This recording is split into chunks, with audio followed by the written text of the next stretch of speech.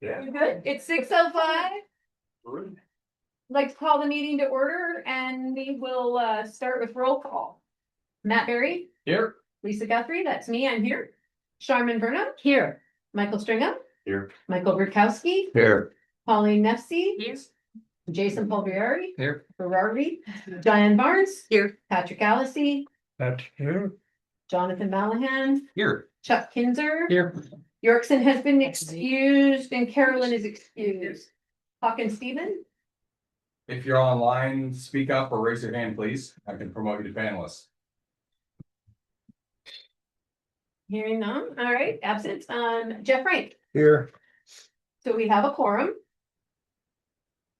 We're good to go, no members online, correct, all in person? Nope.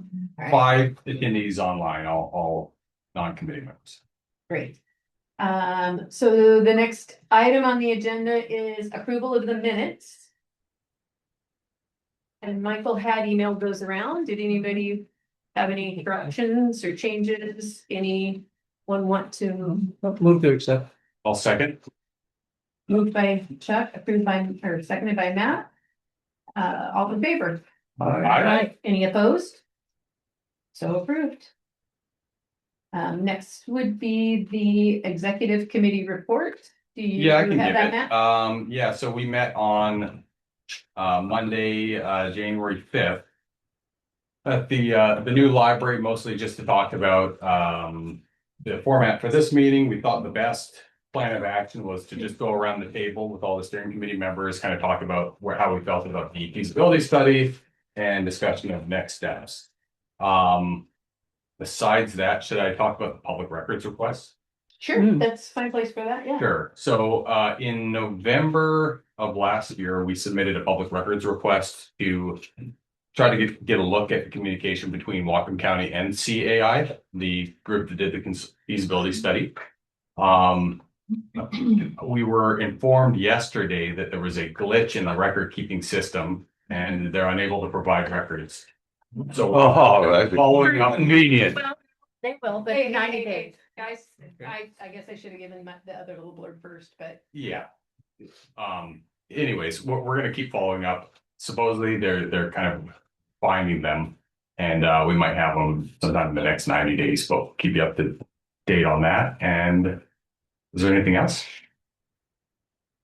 That was a week ago. I know. don't remember. It was a pretty, Okay, it was a brief. pretty brief. Okay, thank you. The other committees did not meet, so but we would have a treasurer's report, I guess. And Charmin, if you want to talk about the parking results as absolutely. well. Cool, yeah. Treasurer's report is from December 11th through January 15th of 2026. Starting balance was $3,706.83. Yeah, income for the month of December was 2 C shop donation checks for December and January of 200. And we did receive our Birch Bay chamber check, 50% of the Birch Bay for Polar Bear plunge parking that we handled behind C shop. That check for us was $1,108. Our Venmo PayPal was steering committee member donation from an individual at this table for $250. Thank you very much for that. Polar Bear plunge parking through Venmo was $299.71. Polar Bear plunge parking through PayPal was $9.68. Because we know how much the fee was. Yeah, the fee was obviously Venmo's feeless. Dividends for the money in our bank was 13 cents. So we had total income of $1,867.52. We did have expenses. Well, on December 15th, we had a Bob Jean check for $1,000, which was consulting on the feasibility study for us. We had the Zoom bill for $104.44, so we can Zoom our meetings. Our North Bay Church rental check for $100 for the month of December. Constant Contact, our email program, 8813, Birch Bay Storage Mailbox, 25, and we have a Birch Bay Chamber check for their 50% of the Venmo and our PayPal, which was $225. Our expenses were $1,542.57, so we do have in the bank working for us $4,031.78. So with that being said, our parking was very busy and we had to turn cars away. But we did very well. So that was a wonderful event. Thank you. I could have started with this earlier, but we do have some general agreement that we make to each other about how we will act at these meetings. We usually have it up on the board at our quarterly meetings, but we agree that we will approach others with the assumption of positive intentions and treat everyone with respect. We will strive to balance contributions with those of others to ensure equal participation. And we will consciously set aside the belief that my perspective is inherently superior and remain open to others' viewpoints. And we ask that everyone consider that as they speak tonight. We do have a public comment session, and we do allow 3 minutes. If there's time after, we can potentially go back around and discuss particular topics longer. That'll depend on how much time is there at the end, but we do have our meetings 90 minutes and we try to adhere to that. Sometimes people want to hang out and talk a little longer. That can be possible. We'll see how the meeting goes. So we'd like to start with the steering committee, go around the table, get everyone's take on the county's feasibility study and where we are now as a committee. Please try to keep these initial comments to the 3 minutes brief. And then likely we will have time for a more robust discussion once everyone has had a chance to speak. And we ask that this includes our guests, which will also be allowed 3 minutes during our open session. So unless there's any objections, I'll start.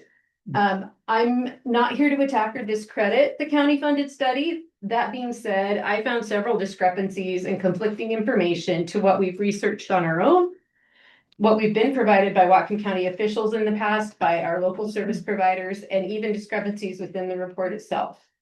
I'd like to continue to disseminate the report and determine our course of action based on further research by this group. I like to point out just 3 of these anomalies quickly, along with some documentation of them. Number 1, miles of road served. Per the land use section on page 10 of the study, it's exhibit 5. They say we have over 90 miles of roads needing maintenance.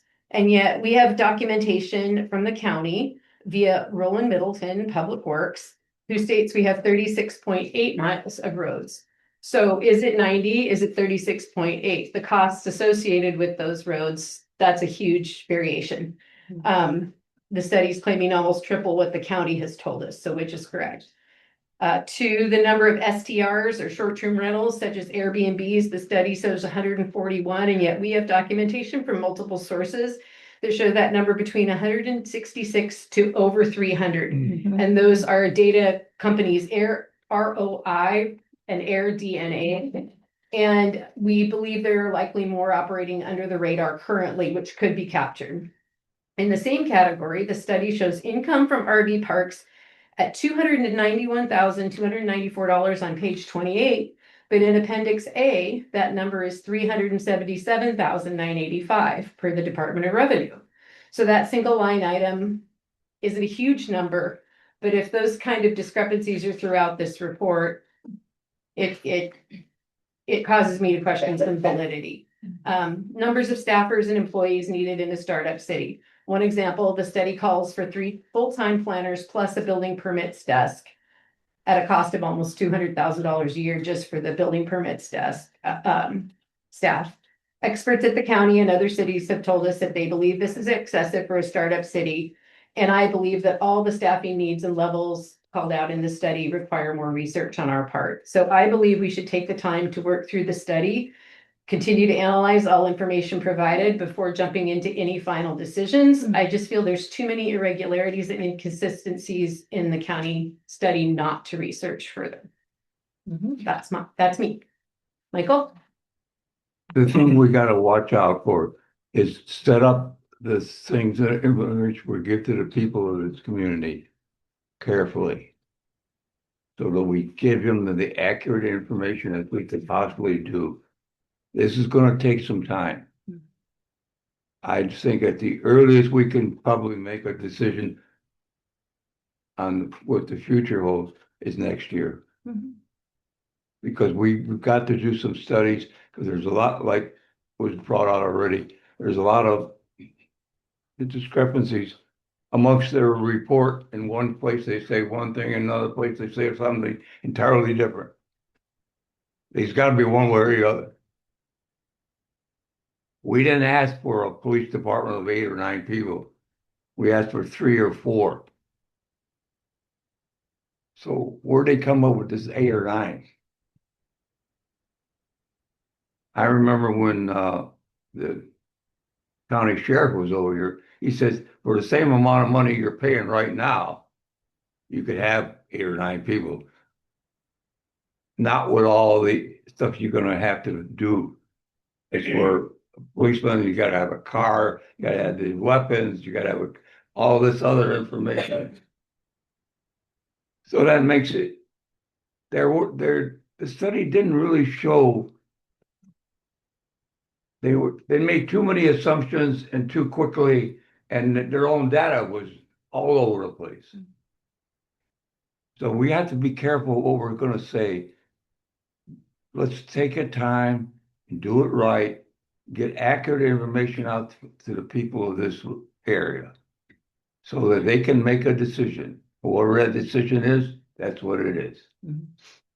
Okay, Patrick? Just 3 minutes, okay. Patrick Allison. I was involved in the 1992 corporation's push. I realized then that Birch Bay was going to grow because we had a water and sewer district that was functioning really well. And we have been growing. Yeah, I believe in looking around for your own figures. And the other day came up with 2 figures. One was 14 and one was 16, but we'll put them together, 15%. Birch Bay is paying 15% of the road tax for Whatcom County. Now, does Birch Bay has 15% of the roads? No, we have less. We have 15% of the people who are spending money. Our sales tax revenue goes to the county. The little bit that we get as a city. Then it goes off to the state. And the state makes a decision. Oh, we're going to send it back to people based upon their population. Well, our population is counted into Whatcom County's population. Now, there's no doubt in my mind, we cannot afford not being a city. It will just cost us more and more in the long run. Right now, we're paying in the Birch Bay Warm. I don't know how much we're paying in the Birch Bay Warm for a year. Okay. We do have a little lighting district that doesn't cost much. So, yes, we need to take control of this place. I trust my neighbors. I don't trust the county. I went to them and said, when you do that study, you're going to figure out you're going to lose money. You got to be careful. Okay. Thanks, Pat. Jonathan? Well, I'll be quick. I'm really interested to hear what others have to say. I think it's prudent to ask questions about the study. That was part of the RFP to get the data that was the base of the study. And I'd like to look at it and just and learn more. I think it would have been prudent of us if the study came out saying, yeah, this is a great idea to do the same. And I think that we should do it now, regardless of the outcome. So I'm willing to do more work and ask more questions and better understand. But I don't think I feel strongly enough right now to say I've got a strong perspective on the study because I think I'd like to learn a little more before I get there. Thanks, Jonathan. Okay, Colleen? I think you all have my little list. I'll go through it real fast. It was handed out. As many of you know, I'm a retired CPA and finance director, and I had a very difficult time reconciling the numbers back and forth to what this study was doing. I took a lot of time reviewing it. These are some of the bigger issues that I came up with. Can you talk a little louder, Colleen? Oh, sure. We'll turn up the volume. These are some of the bigger issues. We need to know what the tax levy is currently at Whatcom County. I couldn't find it anywhere in the study. Yes, you know?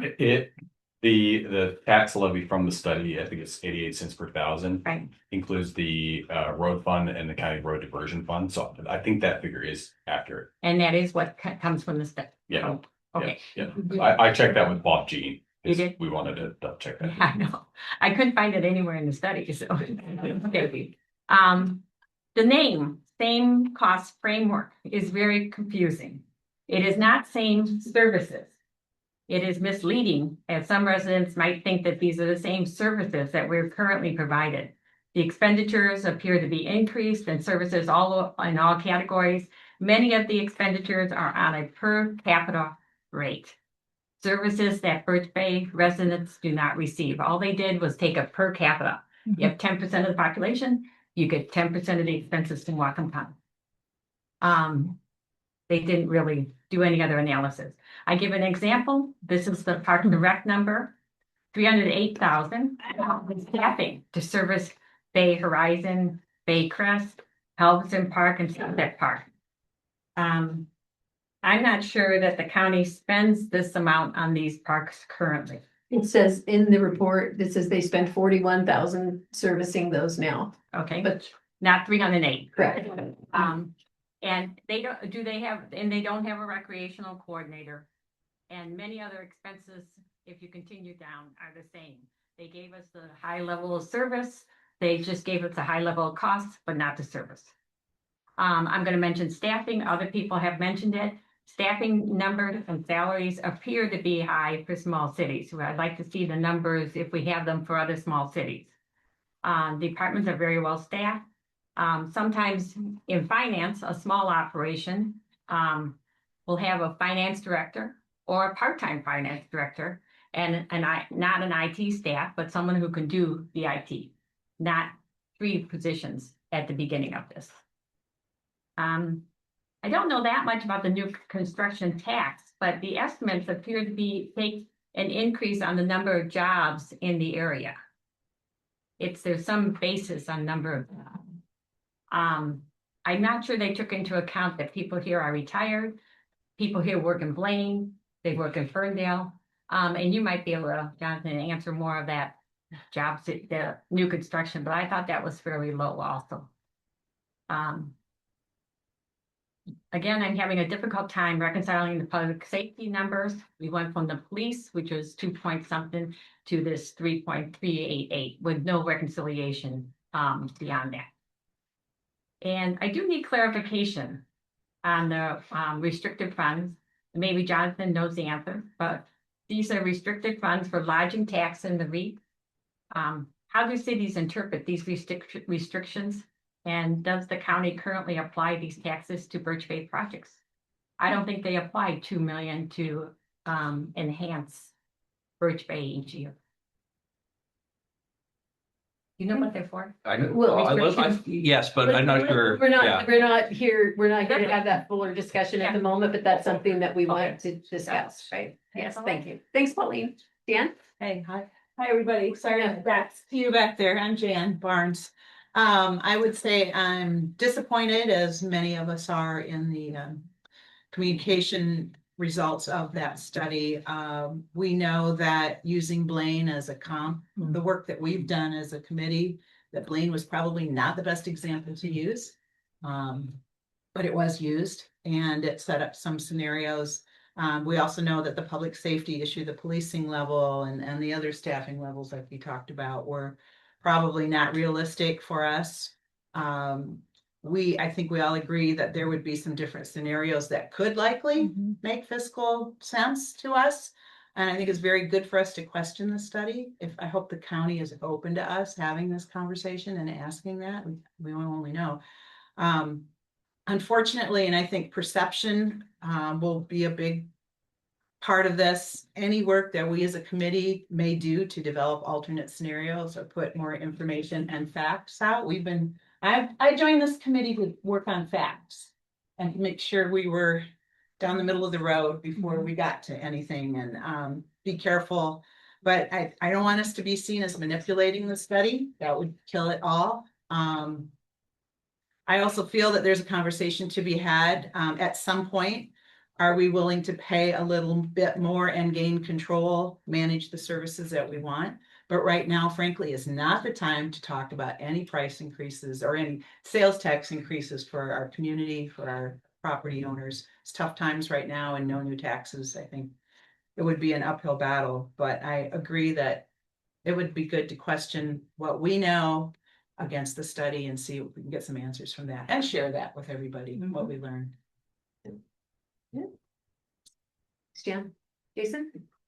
Well, I'm on the committee because I was curious what information was going to come out of the study, and I myself find it difficult to bring what we're doing to the public and say, what do you think, when we have a study that says otherwise. I think if we're going with according to like our bylaws and the purpose of this group, it's not something that I would participate in bringing that forward to the community. I just couldn't recommend it. Besides the other points of some of the light items that may be off, there's the underlying lack of commercial, some of the other types of zoning in this area that would support growth, and to bring that in usually means tax breaks, which doesn't help in the beginning anyways. My opinion is we have a advisory board that's been formed that wasn't in existence when we started this group, and at least there's an outlet to the county, and that would be my suggestion, is to back that group. Okay, thank you. Yeah, Well, my interest is in putting out an unbiased basis for people to make decisions about incorporation. And I don't think that the single endorsed conclusion of the study supports that. But I think it's very difficult to bring other scenarios or other facts we think are not represented without making it look like we're attacking or assailing the study. And I don't think that would be productive. So I think as much thought has to go into how to present fair and accurate reporting of the real situation without becoming defensive and reactive and appearing shrill about things in here, when our interest is to make sure people have a clear basis for deciding what they think about it. I think we have to be careful of that. thank you. Chuck? Yeah, a couple of things. First, I'd like to say that the consultants made a set of assumptions and, got a set of numbers. And based on those assumptions and numbers, I think their report is correct. I mean, you operate on the assumptions that you use. So we can question the numbers or we can question the assumptions, but as a factual statement of the report, I think that's accurate given, what they lay out. I do think that it was inappropriate of them actually to make a conclusion about feasibility, because by their contract, they were supposed to give us information that we could then make our own decision. I mean, it's the residents that make the decision about feasibility, right? It's like, if the residents want to, want that level of police service that's in the report and are willing to pay for it, then it's feasible. If the residents want 2 or 3 or 5 police officers and, they want to pay for that, then that's feasible. So the feasibility depends on what you want. The feasibility doesn't depend on a consultant saying it's feasible or not feasible. So that's part of it. I think that, you also have to remember that according to what the consultant said, that their survey of the community said that policing concerns were 3rd on the list of concerns. And they spent very little time talking about the 2 that came 1st and 2nd. And I think that would color the report as well. So we've got some of those questions. I had some questions about why the report didn't include in the budget potential grant funds, because new cities actually are really in line for grant funds. And on looking it up, it's actually legal to project grant funds in budget, and Blaine, which the consultants talked to, does that. And so they didn't. So I'm concerned that they didn't present different scenarios, because I also thought the requirement, if you read their contracted scope of work, said they were supposed to present different scenarios, but they presented one budget. So, that's part of my concern. The other thing is, if you listen to the tape of the public presentation, They said that they were going to provide, I can actually read you the quote because I downloaded it. It said, you know, we have the tool or the framework that can be used to plug in different scenarios, and those numbers that should be available for plugging in different numbers that people want to look at. For example, policing levels. Michaela Jellicoe, who was the consultant who then presented that, said, we don't think that's available yet, but we will be providing Whatcom County very soon with our model, which will be available to the community to look at, and you can use that to test different assumptions to see how that impacts feasibility. And so then Hillary, the moderator of the meeting, came back and said, yes, thank you. I think that's important to share because, you know, Ethan and Michaela made certain assumptions based on their data collection and understanding and expertise, but that can be fiddled with. And they'll be providing that to Whatcom County at some point soon. Well, it's been a month, and to my understanding, that model hasn't been provided yet, so we really can't fiddle with anything, even though the consultants invited the community to do that, you know? So, I mean, let's do it. I want to talk about policing levels, but I guess what I'd like to see happen is I'd like to have some budgets generated that would provide different scenarios for a variety of items in the budget, including policing. I would like to see that model that the consultant said that we could fiddle with and plug numbers into. I'd like people in the community to say specifically what level of services they'd like to have and what they would pay for them. I would like to have people applaud the consultants for the work they did and acknowledge that their report is fine given their assumptions.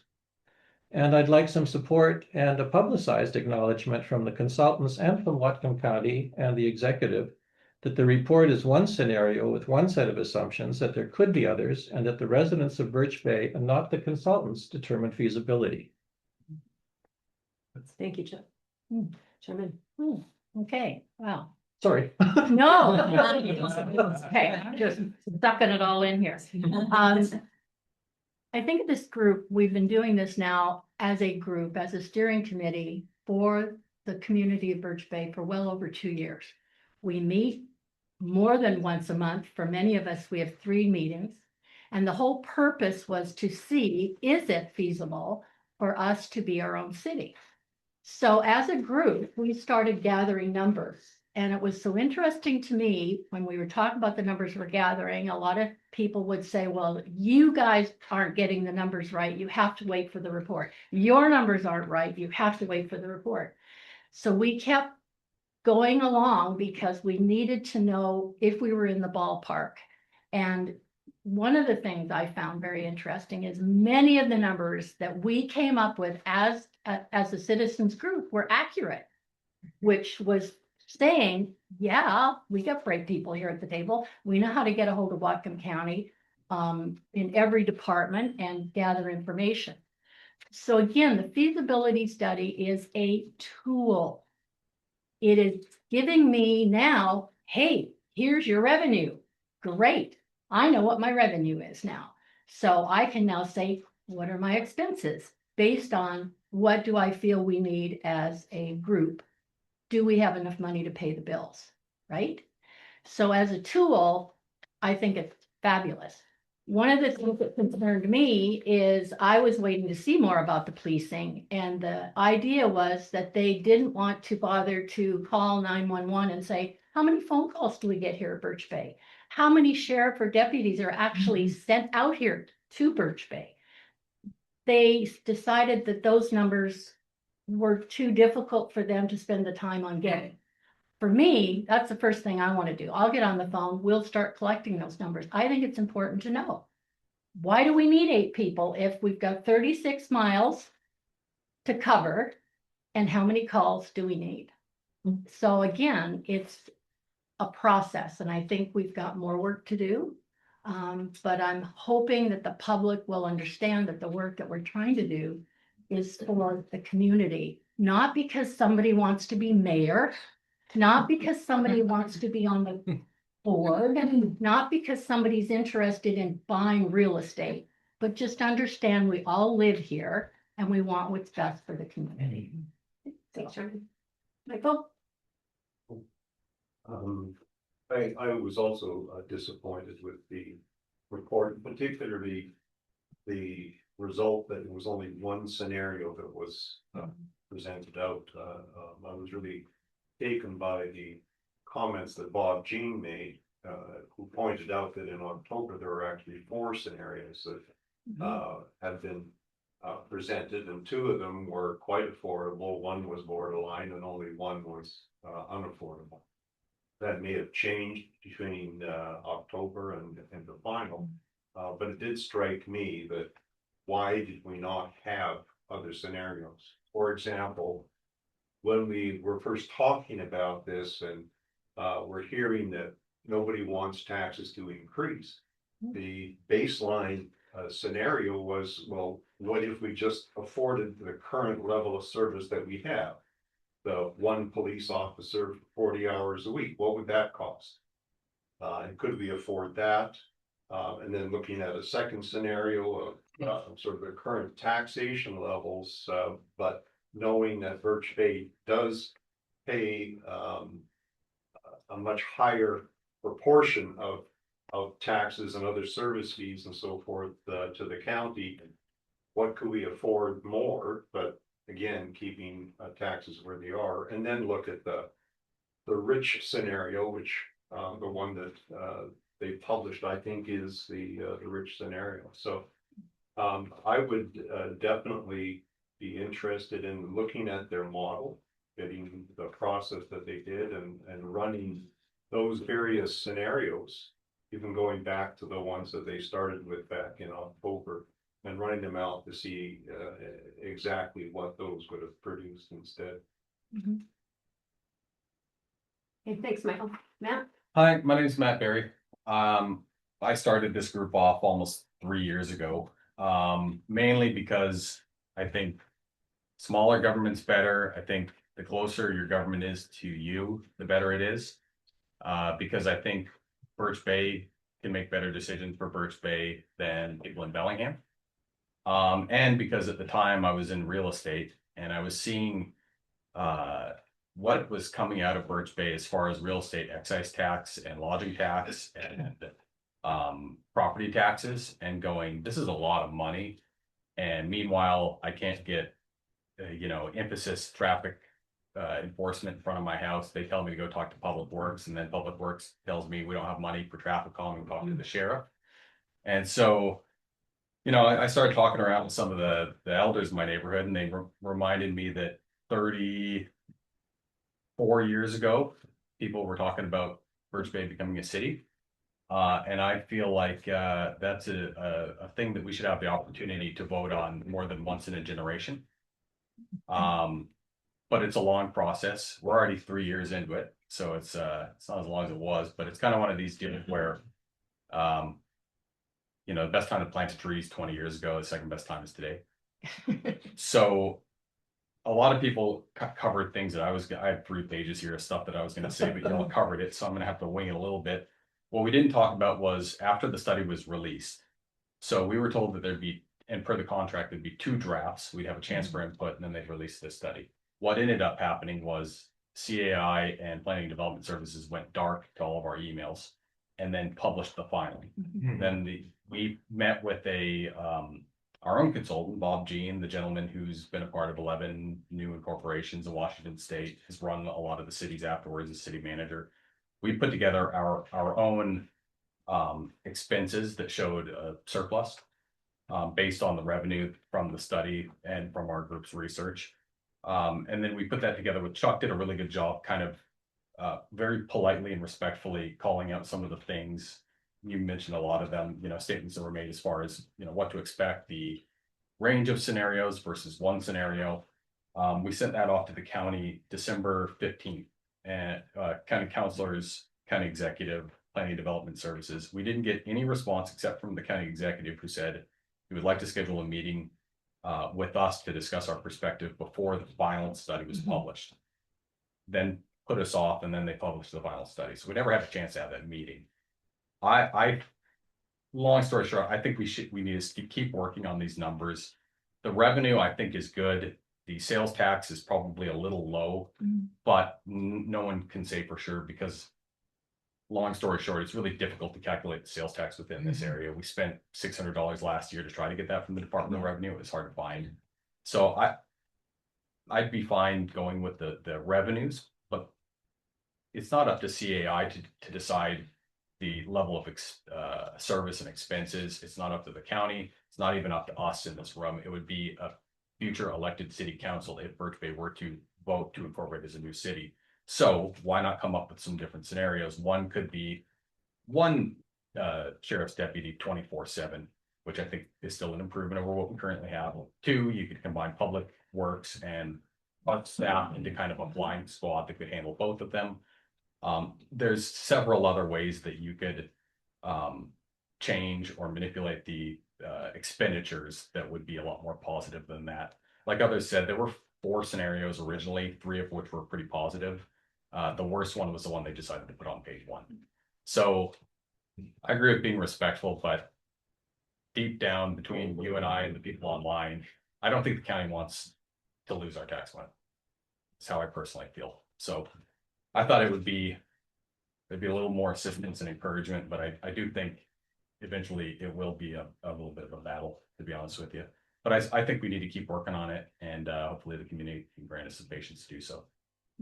Thanks, Matt. And yeah, it is in state law actually for them to assist and encourage incorporation by virtue of when they made us a UGA. We throw that around a lot, the urban growth area. And most of you really go on and on about that, but Did we have anybody else online from steering committee? no. No steering committee Everybody members is here. online unless Zoom user is Hawkins. But yes, He said no, so. Okay, so as far as next steps, do we need to have a motion to continue our work? Do we want to, is that just we move forward, have our meetings and? I'd like to hear from the other folks in the room first. Okay. If you're willing to make that. Is there anything else for our agenda before we move on to public comment? Anybody? Committee? No? Okay. Well, we will open for public comment. We would appreciate if you take turns, stand up and say your name. The microphone for Zoom is here in the middle of the table. We can slide it as far that way as it'll go. Should I go? You might be able to get it. That'll help. Oh, well, on TV, man. And we would ask that you keep it to 3 minutes, and if we have time to go back I'd around. like to know what part of Birch Bay they're in. Oh, a neighborhood. Okay, good idea. Good idea. So yes, your name and what part of Birch Bay you are from. Anybody? Yeah, go ahead. My name's Troy Westendorf. I don't know the name of, I'm new. So I just got here about a year. We'll be 2 You guys years. start, Yep, yeah. Yeah, right next, 2 doors down. So Yeah, what's that neighborhood? Central Central region. I heard it's region. called the- Very, don't know why, we're central region. I heard it's called Laurelton the Avenue, bathtub. the C shop. Oh, okay, Someone called it the bathtub. yeah. That's what I remember. So anyway, so we'll be here 2 years in April. And so we love it. We just think it's the greatest. But 2 things I want to say is, number one, what this gentleman was saying, and we talked about that last time, and what Bob put out, those little blurbs that he put out really quickly after it came out, because I went and found it and read it. And this, I don't know if I'm going to be like everybody in the room, but when you read a 91-page report like that and you don't know what you're doing and you've never seen something like that before, it made me just go, hey, what am I supposed to, I'm not an idiot, but Yeah. I also, how much do I want to invest into this to make sure I'm doing the right thing, right? So as we start to vote for this, I think it's really, really important that we dumb it down where we go, because when people go to vote for this or they start to get involved in it, they want to get excited about yes, no, maybe versus 1 pages and then what? And so I love the thing that they said last time you guys were talking about, like, if we were just to stop and just do what we're doing right now, what would that look like with the tax money that we're getting? That's a great, I don't know if that was in that report, right? No. So that would be a great baseline. Like if we just, and the second thing I was going to say was, I think it'd be great if I'm spending $10, I want the $10 to be in right around me. I don't want my money going to Everson. I love people in Everson or whatever. I don't want it to go to Sumas. You know, I don't want to be that guy, but I'm just saying, why would I give parts of my money away to go do things out there if it could help here?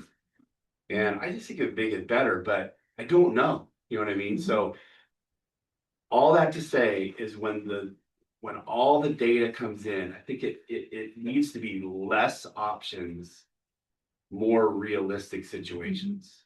So right now, as is, no changes whatsoever, just make it exactly like we're doing right now. No changes. What's that look like?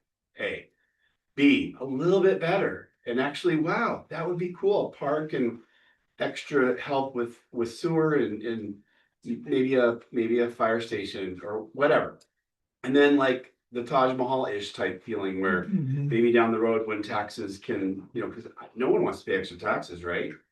But if we were to like all get to that point, what could we have? Could we have a really nice pool and whatever? I think it'd be really exciting. The last thing I wanted to say was my wife and I were talking about this the other day, and it's like, how there's got to be enough data out there with all these different cities that have started where, because my concern is this: we become a city and then we all say this stuff's going to work, and then taxes just get, well, hey, we ran out of money. So now we have to like really get you guys for some taxes. You know what I mean? No one wants that, but there's no proof that that would be, that would ever happen. But that's my concern. Like, gosh, I don't want to say yes to this. And then 6 years down the road, it's like, sorry, we got to tax you double now or whatever. Just, you know what I'm saying? I mean, I don't know what I'm talking about. Thanks, Rick. Technically. You're over. Oh, sorry. That's Oh, right. gosh. You're winding down, so. let you go with it. Cut me off, sorry. Okay. That was. Yeah. It was quieter, but then that's what. Thank you. Okay, next, anybody? Surely somebody else has some input. Yeah, yes, right up here. Yes, I'm Bethany Kennedy and we are at Thousand Trails, so part of my job is to raise the revenue part of the RVs coming in. I guess I really like, I want to say, it's just Charmaine, right? I like how you said with the best for Birch Bay. And a little bit more definition of the human interest part of it when this goes out to the community of what really is the best for Birch Bay. Because what's good for a retired couple is different than a young couple with kids, is different than a single person. And so if we can put more human interest out there and get that of, you know, why are we doing this to a person that doesn't have a numbers brain or, you know, hasn't seen the report before, and just kind of getting out there of, you know, why is this a community? What is this community really about? Because there's a lot of, well, looking at Thousand Trails, I mean, a lot of people that aren't even from here, but they love it here. They love the people here.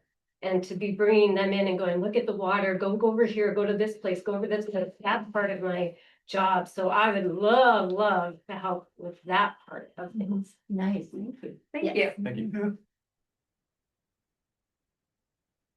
There was somebody, yes. Chuck Cushing, Birch Bay Village. What I wanted to talk about is a little less fact-based than I heard here today, but I did notice that it looks like somebody's thumb is on the scale in this. I don't want to be shrill about this. But I really read some bias in it. And one thing I picked out is the descriptions from the survey. It indicated people were very satisfied with water and sewer in the city and that sort of thing. But the things they had issues with, like to see improvement on them, are some of the drivers for people here today, which is what planning, community development, transportation infrastructure, and there was a third one in there somewhere. I think it's law enforcement. Law enforcement, public safety, exactly. So they talked about that in the survey, but when you go to the last page on their conclusions, they don't mention anything about community planning and whatnot. They mention what they said previously, described as people are just really happy with water and sewer and everything they're getting currently, which says everything's okay. So that's that struck me as a little bit of advice there. Anyway, thank you. Thank you. Thanks. Yeah, interesting. I simply bring out one little thing. Go ahead and talk. Oh, you've Yeah. got something to say. No. Okay. Let's let the, We'll have time. yeah, let's let the community go. Jim Shaver, I live at Birch Point, so outside of the UGA limits, or what would be Birch Bay if that's the way the community decides to go. You know, one of the reasons I've come to these meetings is I'm interested in Birch Bay being in charge of their own destiny. I think it's crazy that we have less business in town here than Blaine does, and we're, you know, bigger. So I think, you know, destiny would be great. I think the idea that Birch Bay needs eight police officers is crazy, and you know, or maybe crazy is it's excessive. And you know, I would ask rhetorically, you know, is there a way that we can go back to the county and voice our thoughts of, you know, taxpayers paid for this feasibility study. There were some gaps in what was agreed to in the contract in terms of there were supposed to be multiple scenarios. And like, because it doesn't help anyone, whether you're pro, con, or maybe, to be dealing with a feasibility study that is completely unrealistic and doesn't match what it would actually even be in the realm of. Yeah, and when I hear 8 police officers in Birch Bay, I'm like, we don't even have one sheriff all the time in town, you know. So I think that is what I would ask, and what I will be asking county council. Thank you, Jim. I know. Dave, yeah. Yeah. I'm gonna read it because I'm not a good talker, but Where do you live? in on Birch Bay Drive, it's in Capper. Anyways, I want leadership by Birch Bay residents. I'm tired of having a bunch of people in Bellingham, you know, having a say over everything. You go there, we talk about the stop sign, 30 people in Birch Bay, not one the stop sign at Birch Point. Guys are getting up, council's getting up to drink coffee, and you know, they don't even listen to you. You can't ask questions. I want more police protection. I think we're paying for it, and it's ridiculous. You know, I tell the story every time. I have some drunken drug addict neighbor tearing our fence down. He's got warrants out for his arrest, and he's armed half the time apparently, and it takes the police 45 minutes to get out there. So I got to deal with this guy for 45 minutes. I'm paying for police protection. I want it there quicker. I want a say in our future. You know, I just heard this 490 home of Vista development above Birch Bay View, Birch Ridge Estates is going through. Yeah. So we have no control over that decision, Birch Bay residents. So the city of Blaine's gonna get all that tax revenue. Birch Bay Village is gonna get the, you know, the stormwater, flooding. Yeah. And you know, 20-something years ago, we fought in Birch Bay Village when we lived there to get the voting system changed to majority rural. We failed, but now the tax, they're 3,000 or whatever, but we're like fiscally responsible. And you know, I think like Paul said in that video, he just wants our tax revenue.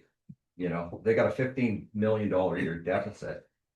And you know, I think we can have a financially responsible small government that cares about our community and works to address our needs. So in summary, you know, I'd like local control over decisions which affect us, like this Avista thing. Birch Bay leaders, so we end taxation without representation. I want our tax dollars spent here, like that other guy was saying, and I want adequate police protection and a small, fiscally responsible government. Then you got the other side. I think it's just taxes. It's just, they're afraid their taxes are gonna go up. So they're willing to sweep aside all those freedoms that we want for ourselves because of fear of their taxes might go up. And I heard in this meeting, you know, $2 million worth of BS crap in the that feasibility study, what, you know, and 2 or 3 out of the scenarios of 4 show that we could, you know, be financially, we could make it. But you know, there's that fear factor, and it's a strong one. Fine. Good. Yeah. Yeah. Still done. So practice. Anyone else back there? Well, Yeah. I'm Edie Berry. There's 3 berries now here, 3 buried properties there. in Birch Bay. So, my problem with the report, I, for a living, for the past 30 years, have reviewed reports that lenders use to make decisions over what to loan people, for housing. And so I'm really careful, I'm really meticulous, I try to find all the mistakes because there are rules that govern, real estate appraisals called USPAP. I don't even know what it stands for completely, but it's a federal government rules. And the rule, when I took the classes way back when in Seattle, and then I keep them in mind, they're refreshed and updated all the time, and we have to know all these rules, sort of. But the one big rule with appraisals, and why I spend the time reviewing them in-house, and then they go to now they go to an appraisal management company, they get reviewed, and then after that, they go to an underwriter and they get reviewed. And the deal, and I should have brought the exact verbiage, I didn't bring it, but there is a USPAP rule that if there are too many small mistakes, I'm talking an X in the yes box when it should have been in the no, if you misspell, some word and transpose two numbers, they invalidate the entire thing. Now, I haven't heard that there's little typos, and I'm sorry that I haven't had time to review it, but I will. I'll get to it. But even just what you were saying, Lisa, and what you were describing, those are major discrepancies. And if the federal government and lenders, Fannie Mae, Freddie Mac, FHA, if they will throw out reports that don't cost anything compared to what this feasibility study costs for some little typos and mistakes and whatever. Imagine these big discrepancies. In my mind, it kind of invalidates the entire thing. I can't trust it once they say we have 90 miles of road and we have 35 or 36 miles. To me, that's like, were you in the right place? Were you at some other seaside place that wants to be a city? No, they're already a city. But yeah, I really have to question it. I don't think, unfortunately, it may make us look petty, but there should have been some mechanism for this. And here's another thing, who do you report them to? Because I know with appraisers, the lenders, and appraisal management companies who quit sending you business, but they can also blacklist you. You can be reported to the state and also the appraisal institute that we belong to. I mean, and that's for something that cost maybe $1 million or $1.5 million house around here. This is a way bigger deal, and there are some big mistakes from what I'm hearing. So I don't know if I just don't know if I can trust any of it. Anyone else? Yeah. In the room? Oh, thanks. Yeah. It might not be big mistakes. Hey, It might- Ricky, can you Hi, introduce yourself Ricky and say where you Danielson. live? I live across from the church Mhm. on the corner of the Bay and Blaine Roads. I'm not in the boundaries of the city, proposed city, but I can guarantee you I'd be in the UGA. So, on the report, until the team has a chance to validate and ask questions on the detailed backup that they should have to understand why was it 90 and we got this as 36. Don't discredit it. That's just going to make you guys not look great. So go ahead and find the detail, see if there's truly errors. These guys were economics PhD folks. It isn't that they easily make errors, right? if they could, I'm sorry. they could, but no. And as far as the police stuff, I've lived there for 45 years. I have called the police, I don't know, 25 times. I have constantly got accidents at that corner, and the police are always there within 10 minutes. So I'm sorry you had a horrible experience. And it's not one police, it's 2, 3, or 4, depending on the severity of the accident, right? So I had a person get killed in my front yard. I had 5 people there, police. So we do have coverage of the sheriff's department here. You have one full time, but when you need a bunch come. So again, we do have the sheriff's department available when we have serious incidents. Or Canyon. In my experience. Yeah, My we do, we made the agreement at the beginning, we're not gonna, I'm gonna dig thank it. you, thank you. Anyone else in, no, we're gonna wait, yes, Jane and Dan, we live in Sea Lakes. From what it sounds like, from your contract, there were deliverables that were not met. That definitely should be brought to the executive committee, and they should be held accountable to having it be delivered. If you think it should be the 4 scenario should be delivered, and that's what they're supposed to do, or at least 2, that deliverable should be part of the contract. The executive committee should be made to do that. That's what this committee is trying to say, from my opinion. That would be your next step. If they didn't have that meeting that they said they were gonna have, then you need to hold them accountable as well. And say, hey, you know, why didn't we have the meeting? Let's get the meeting going. You don't have to be shrill, you don't have to be whatever, but contracts are contracts. If the deliverable is not there, you can hold them accountable. thank you. That's your next step. Anyone else in the room? Is there anybody here from Point Whitehorn? Well, Patrick, No, that's. we've got people online that are. Okay. may want I to haven't, talk. I've asked, I haven't seen any hands Okay. raised, but Okay. speak now if you want to chime in. We've got 6 online. No. Maybe somebody else said this before, Joel Kennedy, I'm up north, Thousand Trails, my wife Bethany. And, I just want to say thank you to the committee for all the work that you guys have been doing.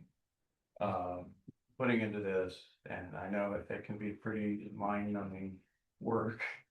And then, going through the public process and trying to understand all the concerns and all the needs and all, it's a lot. So I get that, and I just wanted to say that.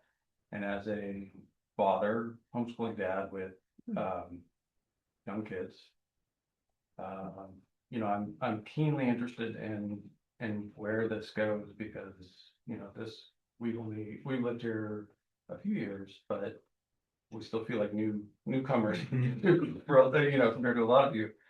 And we would like to make this our home, our home.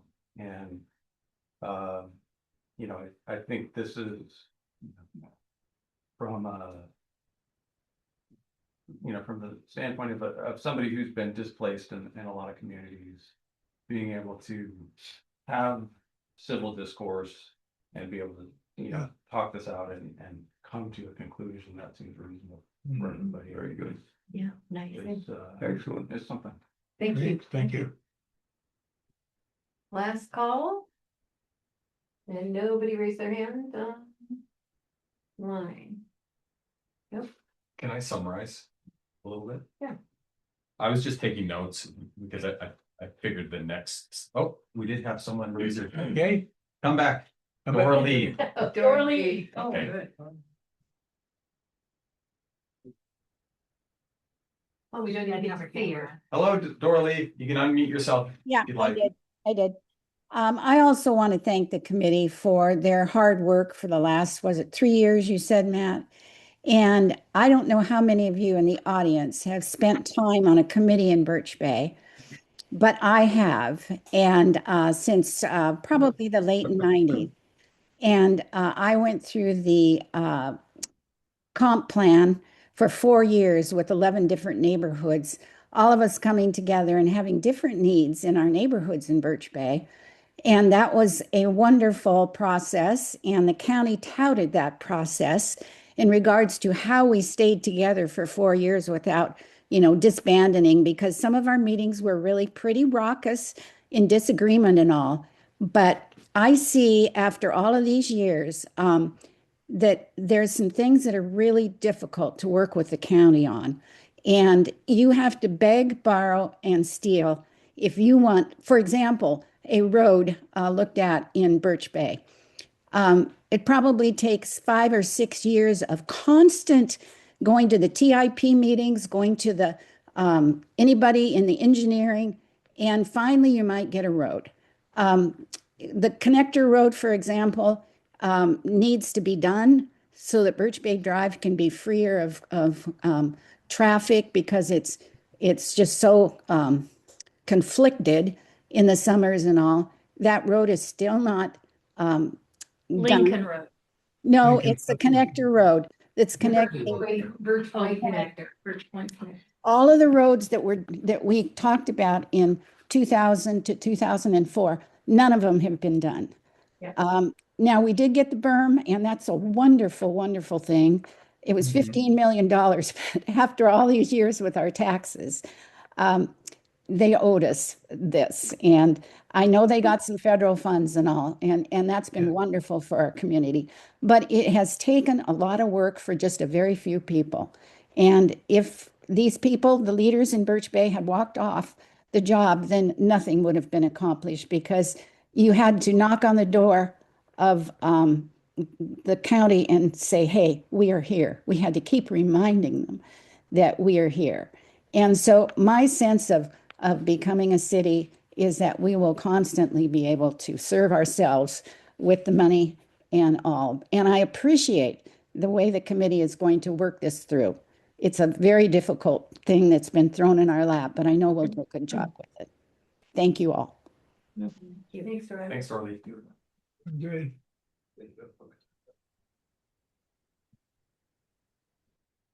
There we go. So what time is it, Matt? 7:06. Oh, are you summarizing? Oh, yeah. I was just going to, if we were going to speak next about, possible next steps. I did take some notes while people were speaking. Troy had some good comment, asking us to present one simple model. I thought perhaps a survey on different expenditure situations. Like ask more what people in Birch Bay want money spent on. Louder, please. Yep. I like Troy's idea about the presenting one simple model, and then it kind of gave me the idea of, well, we could survey on different expenditure makeups, like, do we need one police officer 24/7, or do we need 2, or do we need 3, or whatever it is? Jim had a good point. Is there a way we can go back to the county to address the gaps in the study versus what was delivered? Jane kind of echoed that by following up on deliverables on the contract, hold them accountable. We started that process with this, but it's definitely going to take some follow-up to get any progress there. I like Ruthie's ask these questions, don't discredit. And then I think that summarized kind of the suggestions. Great, thank you. Welcome. Anybody on the committee have more to say to that? The only thing that I would say is they were supposed to state facts, not make a judgment. They didn't do that. They did just the opposite. They made the judgment and then had the facts to back it up. But to me, you can say they did a great job. They got good data. I'm not saying that. I'm not going to argue that point. There was no correlation between one part of the report and another part of the report, and they're the same data. Come on, folks. One time you lie, 2 times, I don't trust anything you say. Yeah. Feasibility studies prior, the 1992 and the 2008 had a conclusion, and it concluded that it was feasible. So I didn't not expect it to have a conclusion as you have. The ones prior said, hey, it's feasible. This one said, hey, it's not financially feasible based on revenue generated and expenses expected. So anyway. You know what? Let's. Well, you got to have her. Yeah, so hold it's on. really actually got better. No. Yeah. And she addresses me and says a thing, and I respond, and then I'm rude. But anyway, some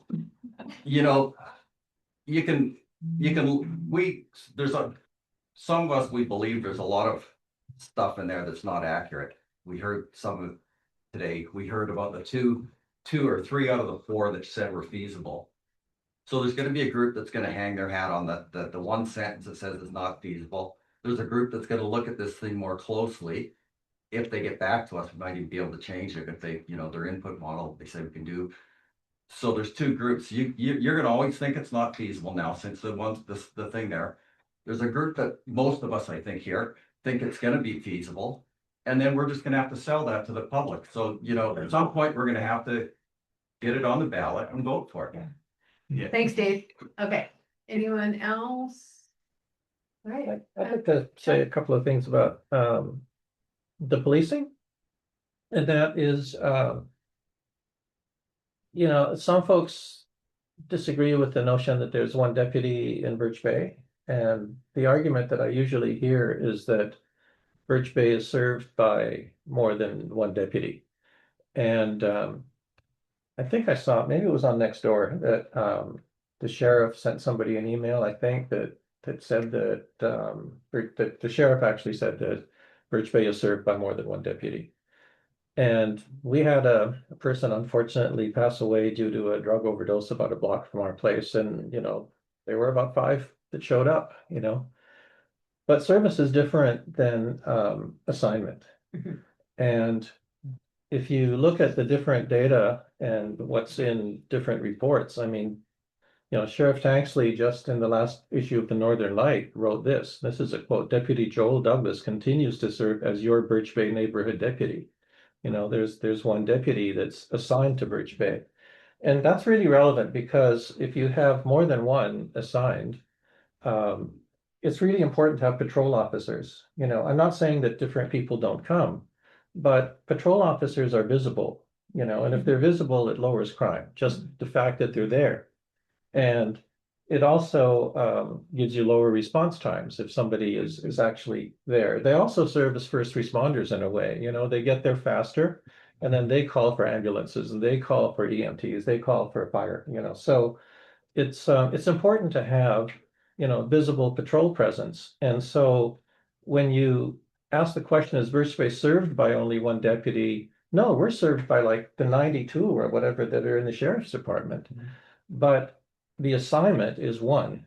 The most recent Sheriff's Department annual report says that there are 5 deputies assigned to 5 different locations, and Birch Bay is one. The rest roam, but we have one assigned.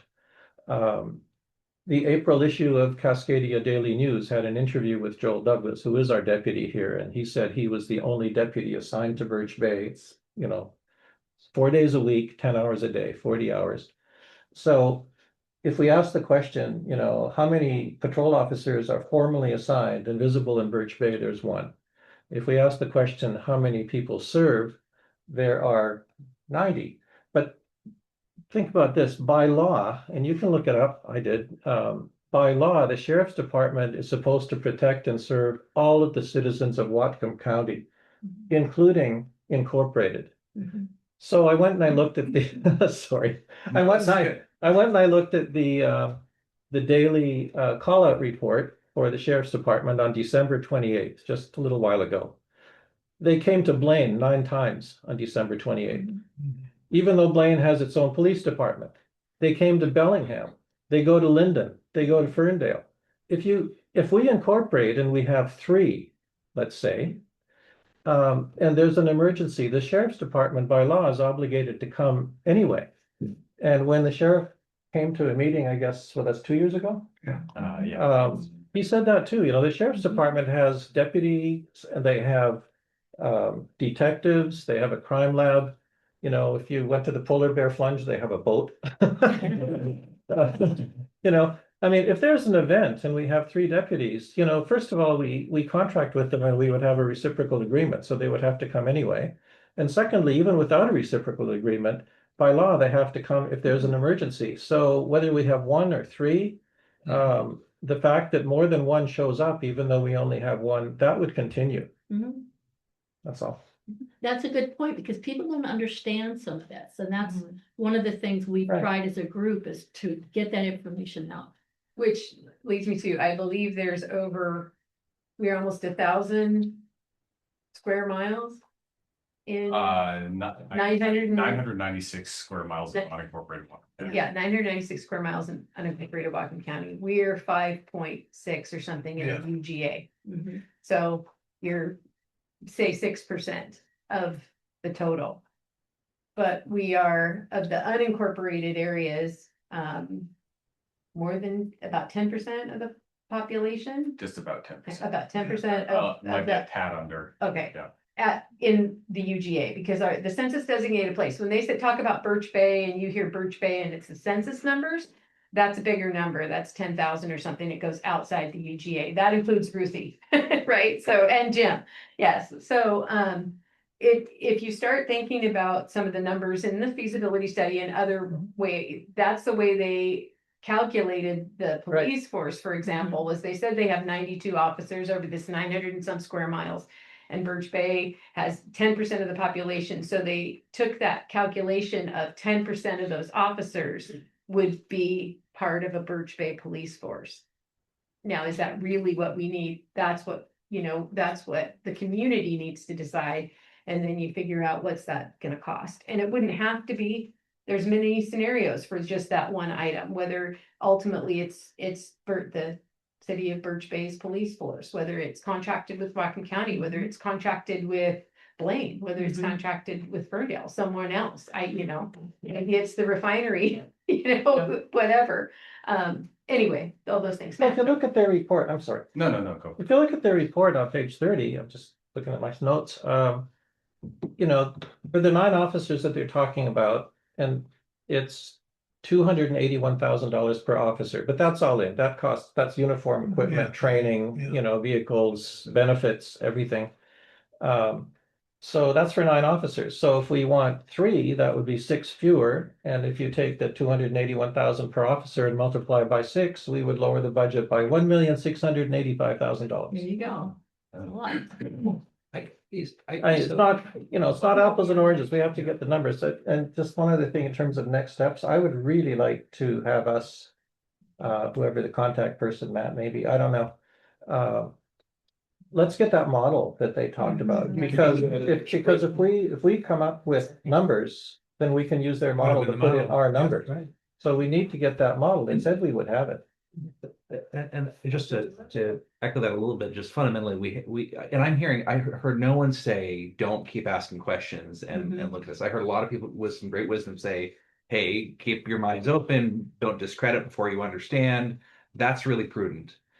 But I didn't hear anyone say, don't ask more questions. This is the final answer. Just shut up, shut down and move on. And so it doesn't hurt us to be patient and, ask those questions, get the data. That's right. The CII is full of a bunch of professionals, right? They're at some point when we get their time, they're going to be happy to come down and sit down and have a conversation about where did the data come from? How did the model work?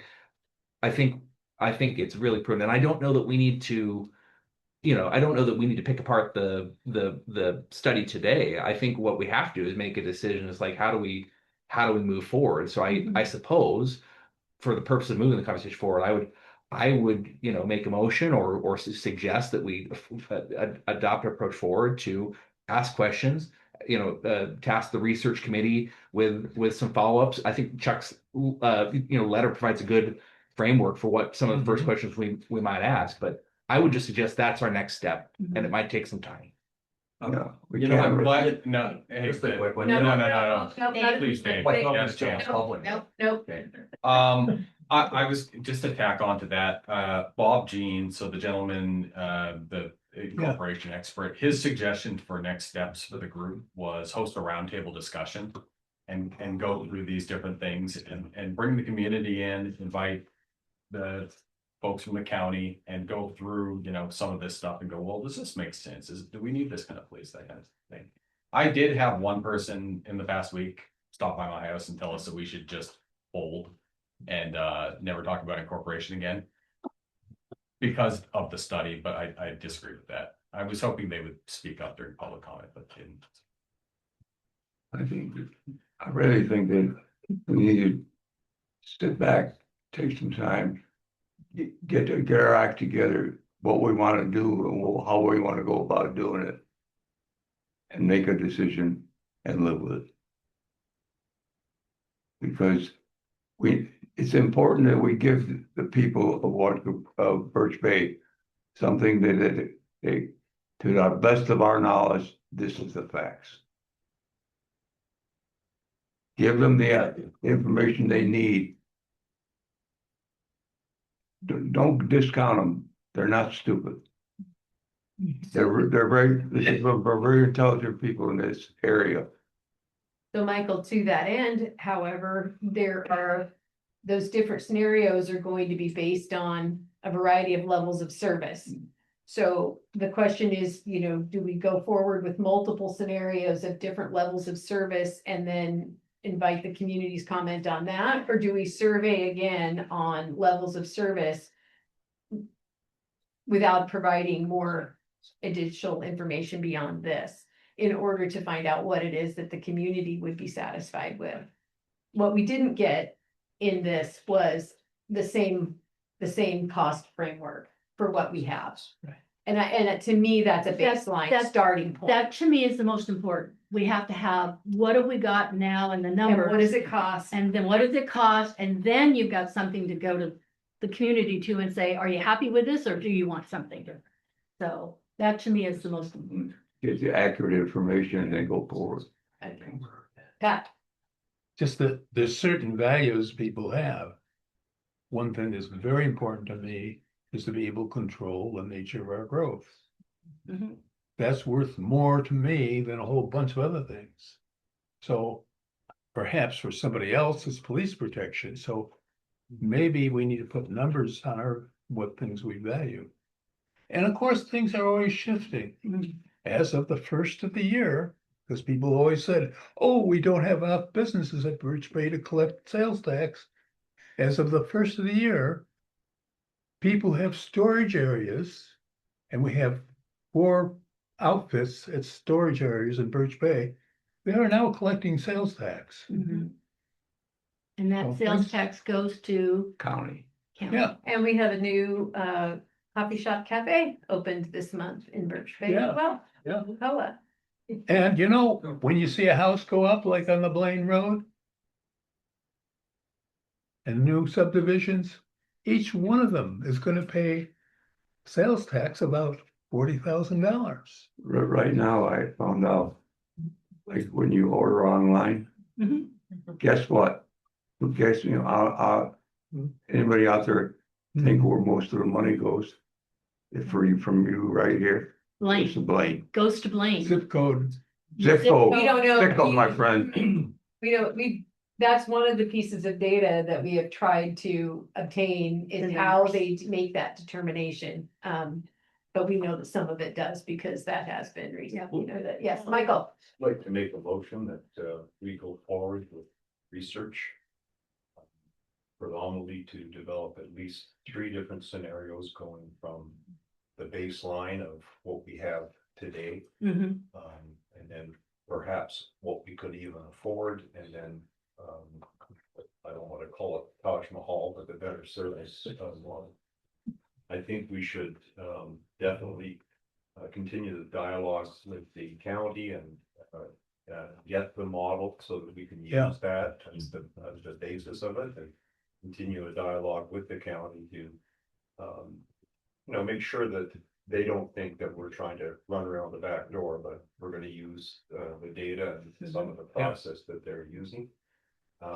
That we should look to using other consultants like Bob Jean for advice on which direction to go. And that we should compare it to other cities, particularly in terms of the big ticket items like policing. How does Stanwood do it? How do other cities do it? It doesn't necessarily have to be the kind of scenario where we develop. The Birch Bay has its own police department. There are a lot of contract places going. So that's what I would move as we go on with research in that particular area. I'd love to second your motion, but can I paraphrase to make sure I took notes. I think I heard you're moving that we move forward with some research, developing a three model approach with a baseline, a kind of middle of the road, and then a higher level of service. Maybe we inform that by what we've heard people care about. Yeah. And then that secondarily we would take a second step and we would do a comparative model to see how some of the other cities have solved these problems and how they're meeting these needs. Did I understand correctly? Sounds good. I think the two are together. Okay. I'm just suggesting that we do our own little research with other cities. One of the things that I had some concern about with CAI is they really didn't look at other cities very far other than. And that would be Blaine. from They the, certainly didn't look at any new cities. Yeah. from the How expense they side, developed for the first 5 years. Yeah. from the expense side, I think we kind of agreed the revenue was pretty solid. Yeah, But we're from an talking- expense side on, what it costs to run their cities and at what levels and things like that. Right. Even the revenue side, I have Yeah. great concern about the sales tax revenue. I don't think it really covers what I refer to as the Amazon tax. Right. Of, the taxes go to where the product is delivered rather than the store that it's bought. I would love just on the sales tax note, I mean, we know it's $290, so long No, short, no, this litigated net the John, sale, just no, fine. I'm with you, I'm agreeing with you, I'm questioning the sales, I do want to look at the revenue, what I'm saying is that when I look at the sales tax revenue per capita for the state, and we don't have a lower per capita income at an individual, it's from the state, right? So when I look at that sales tax revenue per capita in the state, it's far higher. And so I want to better understand. So I do want to ask some questions about the revenue. So I would just say, if we're making this motion, let's not discount the revenue side. Yeah. I accept that as part of it. Okay, so is that a second, a clarification second? Well, I just wanted to make sure we No, don't. wait, blow that up. so let's finish. So is that a clarification second of what Michael? Okay, so we have a motion and a second Discussion. Could we add to your motion that we follow up on the contractual commitments that the county was given we were given for the county and for the organization that did the work? I think all of that work, I think for me, the motion could Kind of be. had it in a general sense. We could do another, With I would the do county. another one. Well, I That don't know that we Getting need them all. motion for all of all of the tasks that we're going to do, more as much as, to me, my friendly amendment recommendation, although I'm sharing, I don't know that I literally can if we're following Robert's rules to the T, would be that it simplify that to continue our work.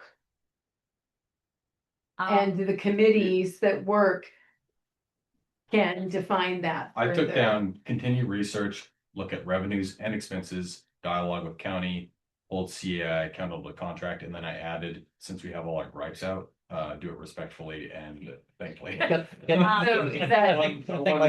get the model. Clarification I would like. Hold on, he's modifying I will come to you, Pauline, hold on. One clarification, I'm very insistent that we do 3 scenarios, starting with the baseline. Yeah. That has to Yeah. be. I agree. Appreciate that. The Okay. basis of the motion. And Pauline? I think some of the questions about the staffing and the expenses could be answered if we had the consultants. I think, Matt, you indicated Bob thought we should have the consultants in to see if they went down to that kind of detail level. Do they have the information from the different cities so that we don't have to do that research? I think that's something that we could ask, but is outside the scope of this particular motion. I think that's part of the work that we go into what the motion is suggesting. Okay. And whether the consultants feel like they've completed their work to Whatcom County and Whatcom County has signed off on their scope of work being complete, it could be very difficult to get them back, but we can try, and we will try. And they did promise us in public that they would give us the model to work with ourselves. So we have a motion in a second. Any more discussion? I have a question. Yes. Are these scenarios limited to incorporation? Because not incorporating is actually another scenario that can be compared for the individual person. Well, I think that sort of goes along with the baseline scenario, that if you don't incorporate, then you're in a baseline. So the baseline is not incorporating. The baseline is county services at current. What do we get now? County. Okay, I just wanted to make sure that.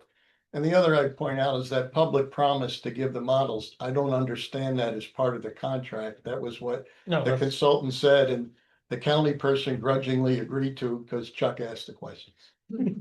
I asked them that question when we interviewed them, when they gave the John proposal, that heard very it. question, they said they would. So, okay. It was supposed to have been part of the scope of work, so.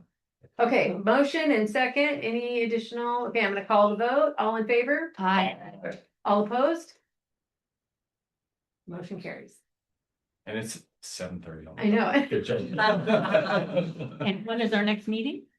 That's. The next meeting is Thursday, February 19th, 6 o'clock. What?